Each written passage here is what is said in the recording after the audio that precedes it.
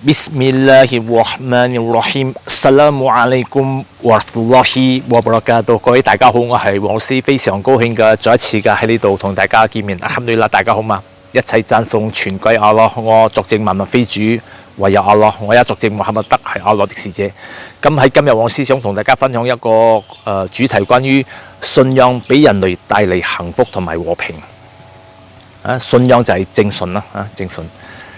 意思講，我哋每一個人我哋嘅身體同我哋嘅靈魂係合喺一齊嘅。當我哋嘅靈魂一離開我哋嘅身軀、我哋嘅軀體嘅時候我哋嘅軀體就好似一個殼咁啊。簡單嚟講，所以講我哋當我哋嘅身體同我哋嘅靈魂喺一齊嘅時候我哋嘅身體需要食飲，有冇？我哋先有力啊嘛，去做嘢啊嘛。咁我哋嘅靈魂血液都要嗰種我所講嘅食糧咯。所以對靈魂最佳嘅食糧就係信仰咯。所以講一個人若果佢有信賴真主阿拉蘇巴諾達啦，咁佢就會得到呢個靈魂上嘅食糧啦，並且佢會獲得呢個巨大的力量。所以講我哋每一個人每一時每一刻需要真主阿拉蘇巴諾達佢嘅有助。我哋日常生活，阿拉蘇巴諾達會俾我哋做一啲功修，就好似一日5時嘅禮拜，其中一個就係俾我哋嘅靈魂上得到呢個食糧。所以講呢個信仰就係因為我哋一切嘅功修而嚟嘅。古蘭經嘅雷霆章第28節，阿拉蘇巴諾達有明文嘅啟示。A'udzu billahi minasy syaithanir rajim. Bismillahirrahmanirrahim. Ala bi dzikrillahi tatma'innul qulub。阿拉蘇巴諾達有明文嘅啟示，真的，一切嘅心境係因記憶阿拉而安靜。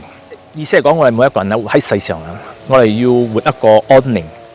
或者係我所講心境和平嘅一種生活裏邊，人生要得到真正嘅呢種所謂嘅安寧唯有係記憶阿拉蘇巴諾達啦。